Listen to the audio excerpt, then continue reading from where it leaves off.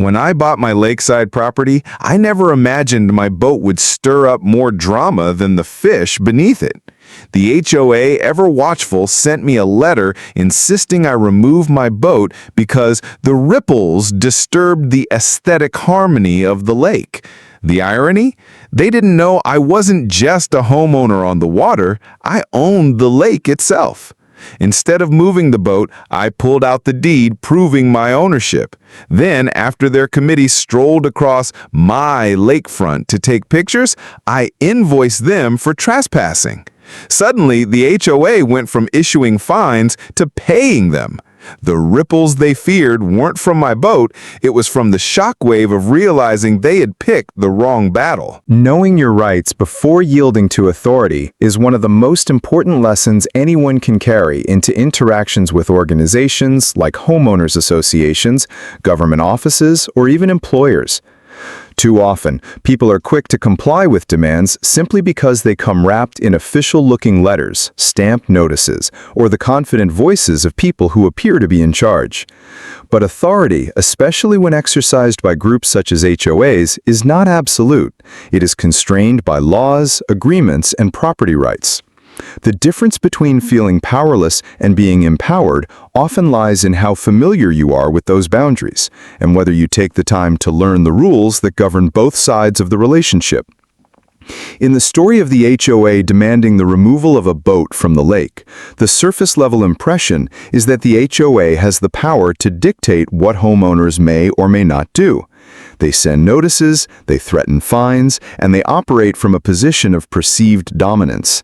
Many people, upon receiving such a notice, would comply out of fear of penalties or conflict. Yet, beneath the intimidating tone, the HOA's authority exists only within the scope of its governing documents and applicable laws. In other words, their power ends where your private rights begin. Understanding this distinction is crucial because it allows you to see past the noise of the demand and evaluate whether it has any legal weight. This concept applies broadly in life. Before yielding to authority, the first step is always to identify the basis of the demand. Is the HOA referencing a specific covenant, condition, or restriction in its bylaws? Are they citing a municipal ordinance, or is it simply a preference disguised as a rule? For example, if an HOA claims your boat is disturbing the aesthetics of the lake, it is essential to ask, does the HOA actually own or control the lake? Or does ownership lie with private individuals? By examining the deed or legal documents, one may find that the HOA has no jurisdiction whatsoever. This alone shifts the balance of power. Education in this context doesn't necessarily mean becoming a lawyer, but it does require developing the habit of questioning, reading, and seeking clarity. The law is written down, deeds are filed, covenants are documented, and these documents are accessible. The simple act of asking for proof, reading what has been signed, and confirming the limits of authority can prevent unnecessary stress and expense. What appears to be an ironclad rule may dissolve upon closer inspection. There is also a psychological element at play. People often defer to authority figures because it feels safer to avoid conflict.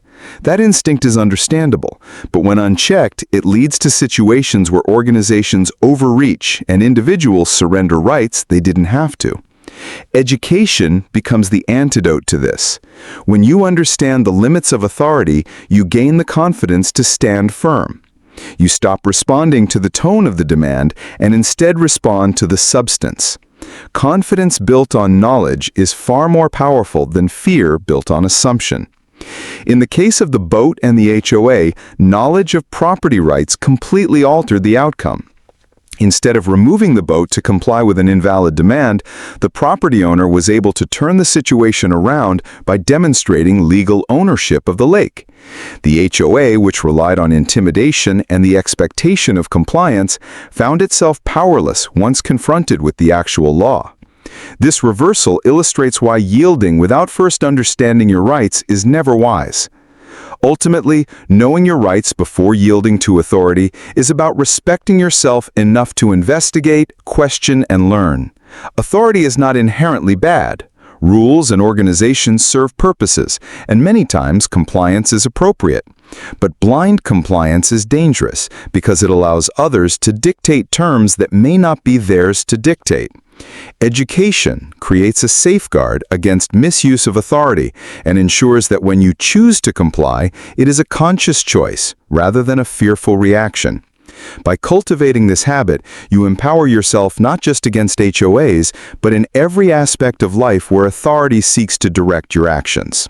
The power of documentation is often underestimated, yet it is one of the most effective tools for protecting your rights and proving your position in any dispute. Documentation is not just paperwork stored in a drawer. It is evidence, authority, and sometimes the difference between losing everything or walking away with a decisive victory. In the case of the HOA dispute over the boat, the entire situation turned not on arguments or opinions, but on a simple piece of documentation, the deed that established lake ownership. That single record shifted the dynamic instantly, transforming the HOA's demands from a position of power into a legal overstep. This illustrates why thorough, organized documentation is essential in every area of life, especially when dealing with contracts, property, or authority figures. What makes documentation so powerful is its objectivity.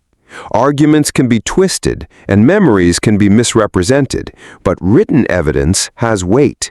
It is difficult to dispute a signed contract, a dated letter, or a legal record. For homeowners, documents such as property deeds, plats, and covenants outline exactly where authority begins and ends. For employees, contracts, pay stubs, and correspondence form the foundation of labor protections. For tenants, leases and receipts protect against wrongful claims by landlords. In all these situations, the presence of documentation turns vague allegations or demands into issues that can be measured against fact. Without documentation, you are left relying on your word against someone else's, which often tips the balance in favor of the party with more influence or resources. Documentation also creates accountability. In the absence of proof, organizations like HOAs or employers may feel emboldened to push boundaries, knowing that people often cannot or will not challenge them. But when you produce records, when you show that you have proof of payments, terms, or rights, the other party must operate within that framework. For example, if an HOA fines you for something that is not explicitly stated in their covenants, you can respond with the governing documents themselves. If a landlord claims unpaid rent, you can produce receipts or bank statements. If an employer miscalculates your hours, time-stamped records or pay stubs can serve as irrefutable evidence. The very existence of documentation prevents others from rewriting history to suit their side. Another critical aspect of documentation is timeliness. Collecting and preserving documents as they are created is far more effective than scrambling to find proof later. People often underestimate how quickly paperwork gets lost or forgotten. A deed, a letter, or an email may seem unimportant in the moment, but can become decisive months or years later. Keeping an organized system for storing important documents, whether physical or digital, ensures that when the need arises, you can respond immediately and confidently. This preparedness signals not only that you are serious, but also that you cannot be easily manipulated. The difference between having to say, "I think I'm right," and being able to say, "Here is the proof I'm right," is profound. In disputes, documentation often carries more weight than authority figures themselves. Courts, mediators, and even opposing parties are guided by evidence, not assumptions. The boat story shows this clearly. The HOA could insist all they wanted that the boat caused ripples, but once the deed showed ownership of the lake, their position collapsed. Documentation does not just defend, it defines. It takes the argument out of the realm of emotion and opinion and grounds it in verifiable reality. Finally, the educational takeaway is that documentation is empowerment in its purest form. It allows you to enforce your rights without unnecessary confrontation, relying not on aggression but on fact. It prevents you from being cornered by false claims or exaggerated authority. It teaches you to live proactively, gathering and keeping the records that prove your position before you ever need them. In the end, authority can demand, accuse, or intimidate, but only documentation can decide. When you have it, you hold the stronger hand, and like in the story of the boat and the lake, you can turn what looks like a losing battle into a clear victory. Turning the tables with confidence is not about being combative or aggressive. It is about understanding your position, trusting your preparation, and standing firmly when someone challenges your rights. In many disputes, whether with a homeowners association, an employer, or another authority figure, the party that exudes confidence often shapes the outcome more than the facts alone. People naturally respond to the way others carry themselves. Hesitation or uncertainty can make someone appear vulnerable even when they are right, while calm assurance can make even a complex situation feel straightforward and manageable. This is why confidence, backed by knowledge and documentation, becomes a powerful tool for shifting control in any conflict. In the story of the HOA demanding the boat be moved, the immediate instinct for many people would be to comply quietly or argue defensively. That response is common because organizations like HOAs deliberately design their communications to sound intimidating. They rely on authority language, heavy fines, and threats of legal action to create pressure. But instead of reacting with fear, the homeowner stood firm, confident in the deed that showed ownership of the lake. This confidence transformed the interaction. What could have been a stressful, one-sided negotiation became an opportunity to push back and make the HOA accountable for its overreach. Confidence changed the tone of the entire exchange. This principle applies to countless everyday situations. For instance, imagine an employee being told by a manager that overtime pay will not be honored. If the employee hesitates, doubts themselves, or lacks confidence in their knowledge, the manager's statement might stand unchallenged. But if that same employee knows their labor rights, shows confidence in citing the law, and requests clarification in writing, the power dynamic flips instantly. The manager now realizes they are not dealing with someone who can be pushed around, but with someone who understands their rights and is willing to stand up for them.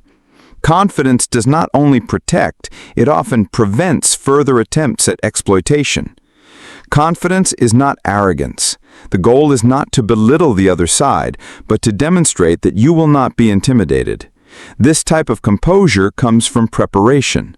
When you understand the rules that govern your situation, when you have documentation to support your position, and when you approach the discussion with a steady mindset, you project a calm certainty that is difficult to undermine. Even if the other party pushes harder, your demeanor communicates that you are not easily swayed. That alone often discourages escalation, because bullies, whether individuals or institutions, thrive on weakness, but falter when confronted with strength. Another layer of confidence is knowing when and how to escalate matters strategically.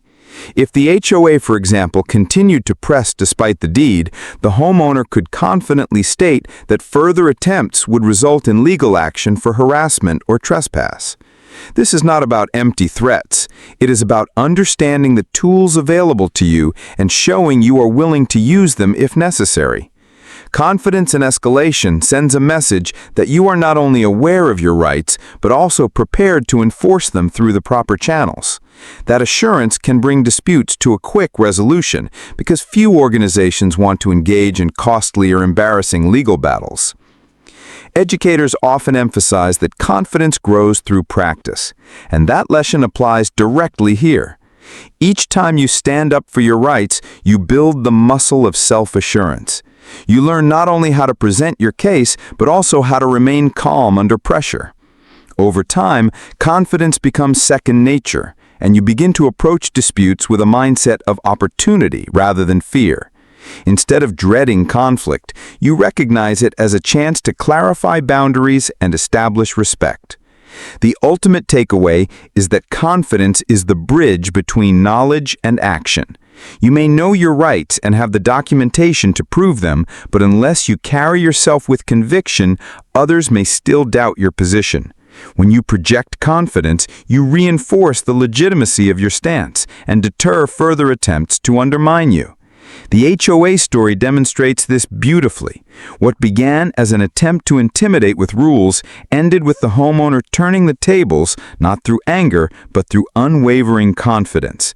That kind of composure is what allows ordinary people to stand up against powerful institutions and emerge not just unscathed, but victorious. The bigger ripple effect goes far beyond the immediate outcome of a dispute.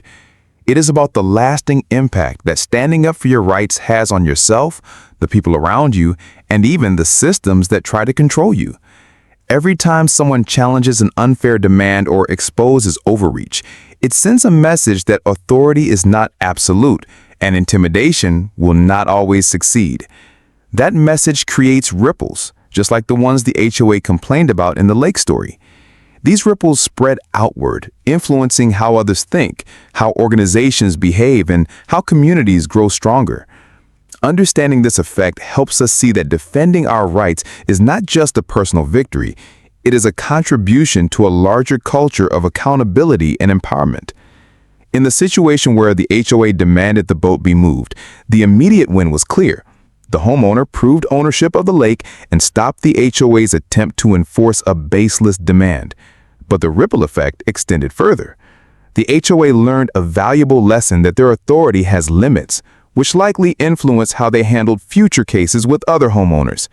Neighbors who may have once felt powerless against the HOA's heavy-handed tactics could now feel inspired to question unfair rules themselves. Even beyond that specific community, stories like this travel and encourage others in different neighborhoods to take a closer look at their rights. The ripple is not just in the water. It is in the mindset of people who realize they are not as powerless as they once believed. One of the most important aspects of the ripple effect is that it changes the balance of fear. Many organizations count on people being too intimidated or uninformed to resist. Once someone successfully resists, that balance shifts. Fear moves away from the individual and toward the authority that realizes its power is being scrutinized.